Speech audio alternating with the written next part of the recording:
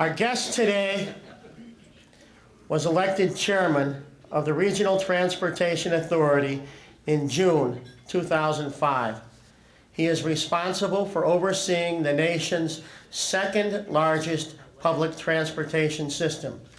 Our guest today served as Chief of Staff and Deputy Governor under Governor James R. Thompson and Chief of Staff under Governor Jim Edgar. He also served as CEO of the Metropolitan Pier and Exposition Authority and is head of the Chicago Convention and Tourism Bureau. Ladies and gentlemen, please welcome to the City Club of Chicago, the chairman of the Regional Transportation Authority, Jim Reilly. Jim?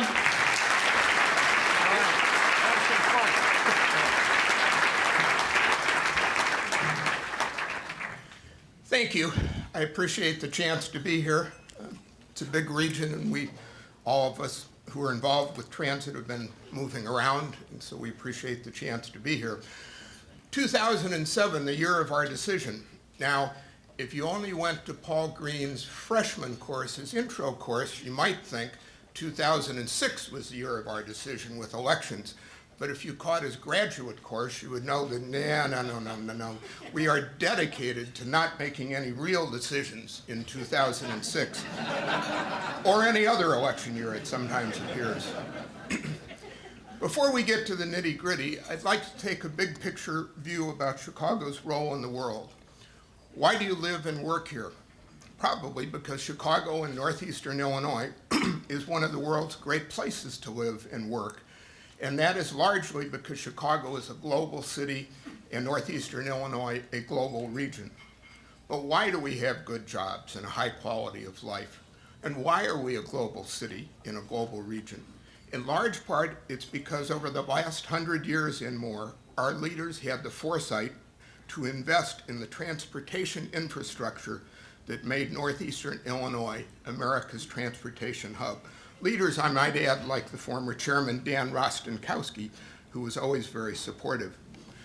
Our competitors, the other cities around the globe, they're trying to take this position away from us, understand the huge advantage that being a transit hub gives us, and are making substantial investments to catch and overtake us.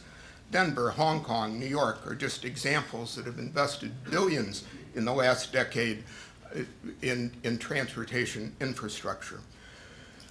The merger that occurred yesterday between the Merck and the Board of Trade reminds us again that we really are a global city, but it also reminds us that you can't take that for granted. You can't just stand still. Things change, and you have to deal with that. Our freight traffic is immense. We have two major airports connected to our downtown by mass transit. We are at the crossroads of three major transcontinental interstate highways. We are truly America's transportation hub. And that is a central component of why we are a global region. And the public transit network within the region, CTA, Metra, and PACE are the foundation of that hub, increasingly so as mobility comes to matter even more. It's important to note that the transit network generates prosperity for everyone, not just riders. The $27 billion asset generates more than $12 billion in annual economic benefits. Transit is a bargain. Drivers, compared with driving, transit riders save thousands of dollars each year. Multiply those thousands of dollars by the 2 million rides the RTA system provides every day. And you're talking about real income for our region that gets spent not on gasoline, but on goods and services. Our transit network employs more than 15,000 residents, and they live and shop here, recycling those wages through our local economy. Getting drivers out of their cars and onto transit, less congestion, is of course a huge benefit to those who never ride transit at all. The other benefits to non-riders are in many ways even more significant but difficult to quantify. Expanded access to jobs, access to customers and employees that allows businesses to locate and grow here, cleaner air and less reliance on foreign oil. An even bigger picture, the renaissance of downtown Chicago as a place to live and play would be unthinkable without the strong foundation provided by the CTA and Metra. That's something we all enjoy. and Metra and PACE and the CTA are doing the same for the burgeoning suburbs in Collier counties. Our transit legacy is the envy of the rest of the country, but all of this is at risk, and it's time the region got together to make a strategic decision about the future of this asset. The Moving Beyond Congestion planning effort is a joint project of Metro, PACE, the CTA, and the RTA, in partnership with over 300 municipalities, counties, business, and labor organizations, to explain the immediate risks facing the region and the long-term choices facing the region, to explain why 2007 is, at least in transit, indeed the year of our decision. We recognize the need for a regional consensus. The changes in the legislature in Springfield over the last decade or so mean that the day when the Democrats are in control, the city could run over the rest of the state, or when the Republicans were in control, the suburbs and Collier counties could run over the city. Those days are just over for a lot of reasons that we could go into. So there needs to be a regional consensus. We need to act. When I first came into government, and when a lot of you were in government, everything in the region was a war. I mean, if the city wanted it, the suburbs and Collier counties didn't want it, and vice versa. We have to overcome that, and I think we've made gone in that direction. The mayor, for example, in forming the Metropolitan Mayor's Caucus, has really fomented a regional attitude. But we need a regional consensus on this and how to pay for it, or nothing is going to happen. As part of this process, we focus on a new threat to our economic vitality and the quality of our life: congestion. Congestion is bad and getting worse. It's clogging up the economy well outside traditional areas and infecting the Collier counties. The Federal Department of Transportation has identified congestion as a new and severe threat.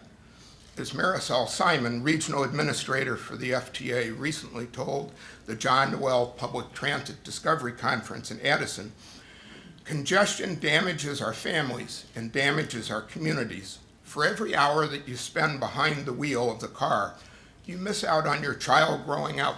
You miss out on an activity at church or miss a volunteer opportunity. It really begins to cut into the fabric of our society, the quality of our lives. Sitting behind the wheel in bumper-to-bumper traffic for 2, 3, 4 hours a day is no way to live. And if we don't deal with that, we will find that a lot of the vitality of this region begins to seep away. Congestion is particularly toxic to our economy. America's transportation hub can't work if we're clogged up. Congestion is a direct threat to the competitive advantage we've built up over the decades. And the costs of congestion are large, $4.2 billion annually. That works out to almost $1,000 per peak hour traveler. Transit is one of the most effective ways to combat congestion, as the RTA system currently saves $1.6 billion every year in time and fuel that would otherwise be lost to congestion.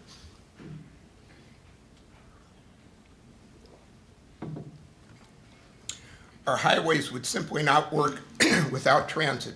Imagine 2 million more riders, 2 million more drivers, and 2 million more cars on the road during rush hour each day. As an example, Metra and the CTA combined carry well over half of the work trips, the rush hour work trips from the Northwest Corridor down to the Loop. If that were not the case, if we were not doing that, those are trips that would otherwise be taken in cars, largely on the Kennedy. Imagine, if you possibly can, the Kennedy during rush hour with twice as many cars. Our economy would be in gridlock, and the economic devastation from that gridlock would dwarf current taxpayer support for transit. Further, transit enjoys permanent advantages over other methods to combat congestion. Consider the I-90 corridor. Metra's proposal for a star line is far more effective than if we had simply built extra lanes over that right-of-way. Add a lane to a highway, and the capacity is quickly used up. Add a track, and you can keep increasing that capacity by running more trains.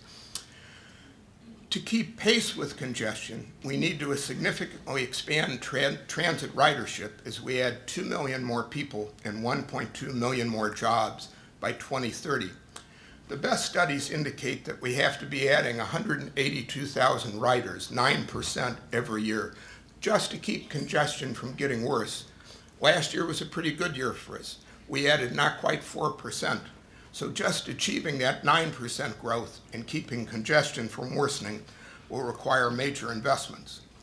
Professor Green, in a recent meeting, inquired, okay, if we're moving beyond congestion, what is beyond congestion? Well, it can be a lot of things. It can be time to be with your family. It can also be a proposal by Chicago Metropolis 2020 with a goal of doubling the transit market share for all work trips in the region. Something like that would pay enormous dividends for all the residents of northeastern Illinois because higher transit ridership is essential to our competitive advantage. But what do we have to do that? How do we do that? Well, first and foremost, we have to keep what we have. I want to tell you, and this is probably the most important point I'm going to make today, you live in a fool's paradise if you assume that what we have is always going to be there. You may want, when you're waiting for the bus, there to be more buses.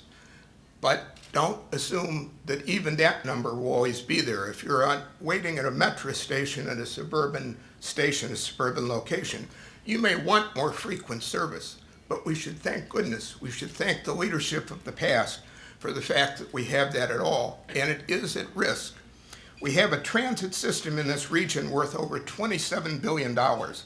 We need $1 billion a year just to keep it in a reasonable state of repair. For a decade, the RTA system had an annual capital budget that size, thanks to Illinois First and similar previous programs. But with the expiration of Illinois First, even with increased federal funding, we currently only have about half that amount, about half the amount just to keep it in reasonable shape, just what we have in reasonable shape. Putting that system in first-class shape would cost billions more that we don't have, nor do we have any money for all of the exciting expansions that you hear about and that I'm going to mention.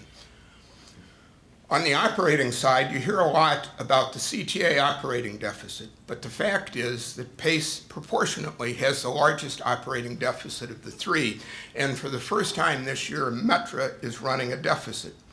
The combined operating deficit for the three service boards is roughly $102 million this year, and we estimate that the deficit for next year is something over $160 million. We balance those budgets for this year by transferring money from an already inadequate capital program to operations. There are certain kind of federal funds that you can do that with. And we could conceivably, if we absolutely had to, perhaps do that for one more year. But we can't possibly do it beyond 2007, both because it is irresponsible to endanger the system by diverting capital funds from sorely needed maintenance efforts, but also because the operating deficit is outgrowing our ability to transfer funds. Why is this? Well, we have large cost drivers that are growing much faster than the rate of inflation or the rate of increase in sales tax collections that subsidize transit. Fuel costs have more than doubled since 2000. Paratransit costs, a federal mandate, have also doubled since 2000, while insurance claims have jumped 60% just since 2003. Security costs that were almost non-existent before 9/11 now consume something like $35 million of the CTA's budget alone. And I don't need to tell you that health insurance and pension costs are growing faster than the rate of inflation. If we cannot possibly responsibly continue to divert capital to operations, we're left with only two choices. We can cut service and increase fares, but in addition to the economic and social costs of cutting service, that's a very inefficient way to cut budgets. If you need to cut a budget by 10%, you need to cut service by a lot more than 10% because you continue to have the overhead, you continue to have to maintain that. If Metro were to cut 10% out of the number of commuter runs every day, none of the track goes away, none of the engines go away. All that overhead is still there, so it's a very inefficient way. to deal with that. Now, you won't be surprised to think that we think the best choice is to increase the resources available to transit. We're not just sitting still. We fully realize the need to be vigilant in providing the most cost-effective and efficient system possible. The legislature tasked Bill Holland, the Auditor General, a longtime friend and colleague, to conduct a management and performance audit of the RTA and the 3 service boards, and we're working closely with him on this effort. Anyone who knows Bill knows that he pulls no punches. We look forward to his report, and we will implement recommendations that he may make. Both in terms of operating dollars and capital investment, the possibility of slowly losing the great system that we already have is a very real risk that we ignore at our peril. The usual way to tell people about this is to have a crisis. We're trying a more reasoned approach. We'll see over time how it works, but make no mistake, crisis, public crisis or not, the system is in crisis and does need additional funds just to keep what we have. But if we're to move beyond congestion, we have to do even more. In the CTA service region, the challenges are not particularly conceptual. We know how to get urban dwellers out of their cars and into transit. We just need to do more of it and do it even better. Even more frequent service, extension of existing lines and building imaginative new ones like the Circle Line, improved stations, even nicer buses and train cars, a maintenance budget adequate to bring the entire system into tip-top shape. The CTA's Carol Brown and Frank Cruzy know how to do these things. It's our job to get them the needed resources. Outside of the CTA system, the issues become more complex, and we don't always have a good model to emulate.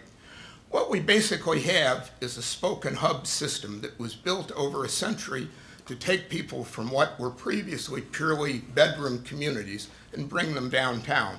And that's still an important thing, and Metra, in conjunction with the other boards, does it very well. We know how to get suburbanites out of their cars and onto transit for the work trip if their work is in the loop. Again, for the work trip to the loop, we just need to do more and do what we're doing even better.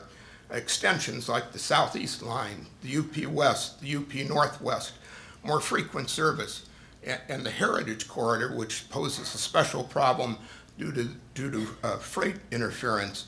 Those are critical things we know with adequate funding we can do, Metra can do. Even though for the suburb to loop service, if we're to capture trips other than the work trip, shopping, dinner, theater, we're going to have even greater frequency in the evenings and on weekends. Commuting and going downtown for pleasure are 2 different markets. Metra's Carol Doris and Phil Pagano know how to deal with these issues if they get adequate resources. Where we really move into conceptually difficult and largely uncharted waters comes when we look at the revolution in suburban work and leisure patterns over the past 30 years. The fact is that we no longer live and work in a predominantly spoke and hub world. Even 10 years ago, the collar counties were net exporters of labor. That is, more people left the collar counties and mostly came downtown to work. In 2006, the 2 biggest collar counties, DuPage and Lake, are net importers of labor by a great margin. More people go into those counties every day to work than come out of those counties. But that means a revolution in the markets that we must serve. It means that we have to serve people moving east and west, north and south of the city. It means we have to serve people moving north and south, west of the city. Commutes and services that were never thought of before. And reverse commute. I mentioned before the immense rejuvenation of downtown Chicago as a place to live and play. But what that means is that there are now people, lots of people, who live downtown and who work in the suburbs and collar counties. And again, none of that was really planned for. PACE's John Case and T.J. Ross, along with Metra, understand these issues and have many exciting ideas on how to deal with them. But again, they struggle with inadequate resources. The reverse commute issue is complicated by the fact that Metro has to use freight right-of-way, freight tracks, which it complicates the return times. But also for reverse commute, businesses in the suburbs and Coward counties have to buy into this. They have to join together. They have to help. In the Lake Cook Transit Management Association is a good example that we need to emulate around the rest of the region. There are ways you can get reverse commute. There are ways you can deal with what is called the last mile problem. But that is a two-way street between Metro and between the business community and PACE. Northeast and north-south travel and east-west, there are a lot of great ideas on the horizon. The Star Line, which is one of the New Start programs that was passed in the recent federal legislation. The Star Line, for the first time, uses rail to move people not downtown, but north and south, west of the city, from some of the very high-density areas that have come into existence.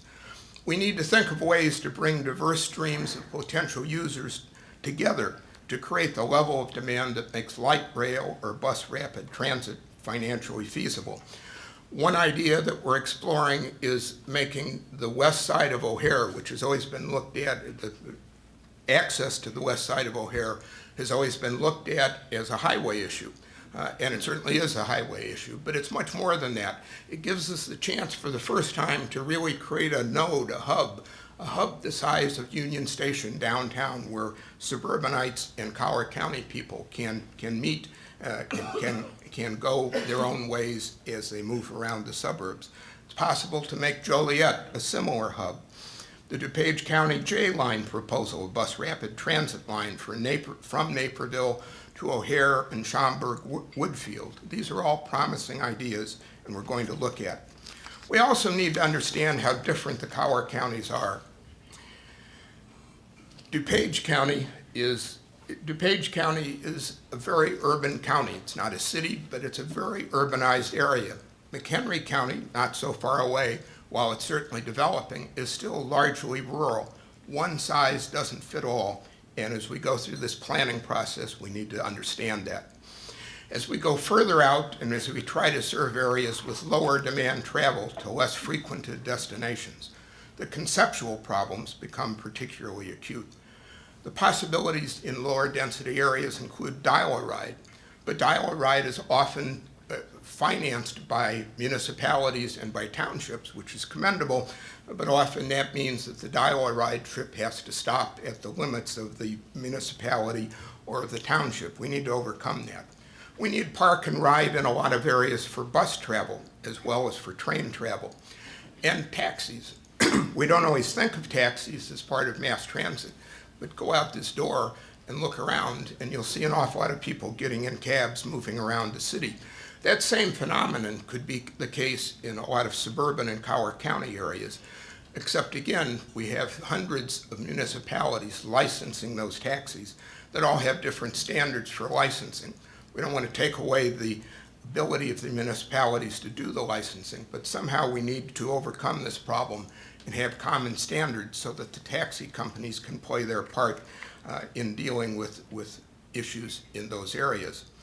Empowering the Coward counties to deal with these issues on a local micro level is clearly a concept that we are exploring. As transit seeks to increase its market share in this, the most difficult of all areas in the region, we must be very targeted. We must target things to very likely users and be very pragmatic. We need to try things and see what works, perhaps by encouraging demonstration projects of all the prototypes. And then there's a whole area beyond the region. But besides the difference in suburban travel patterns, the other thing that's happened since 1982, when the RTA was put together in its present configuration, is the region has grown. Effectively, we live in a region that goes from northwest Indiana to southeastern Wisconsin and goes as far west as Rockford, goes down to Kankakee, maybe even as far as Champaign-Urbana. And one of the things we need to look at is whether, if at all, transit ought to deal with those issues. The issues that I've been discussing so far have been somewhat specific to various subregions within the 6 counties. What are the overarching issues that we must address as we seek to increase transit's market share as a means to reduce congestion, improve air quality, and assist those who either cannot drive or cannot afford to drive to go about their lives? There are at least 4. Land use. Congestion will not be effectively addressed unless transit maintenance and expansion is tied to land use strategies that concentrate residential and job creation development around transit investments, both rail and bus. We look forward to partnering with the newly created CMAP in this regard. Fair coordination. We need to take advantage of current and developing technologies to enable people to move seamlessly from the CTA to Metra to PACE as they move around the region, and that's a priority. New technologies need to be developed and expanded in the system to make it easier to use and as safe as possible.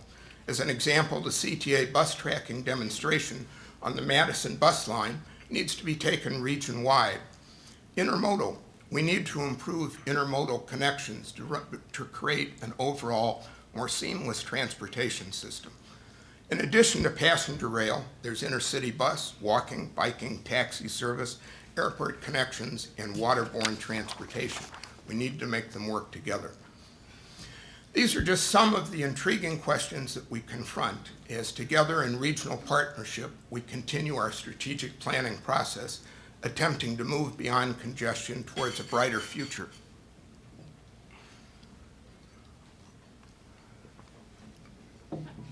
So on behalf of my RTA partner, Steve Slickman, and our colleagues at Metra, PACE, and the CTA, as well as our nearly 300 partners for transit, that's our story. On November 9th, we will be releasing a draft plan for the future of transit in northeastern Illinois, which will reflect suggestions made by our partners. In the months after that, we will be receiving comment, finalizing the plan, and making suggestions as to how to pay for it.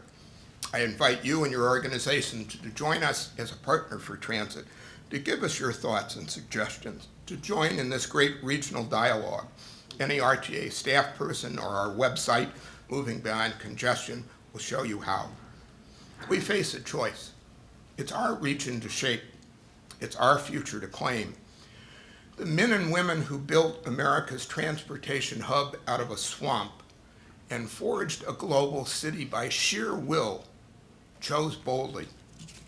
We can choose by default to shrink our transit network and live with the consequences in 2007 and beyond.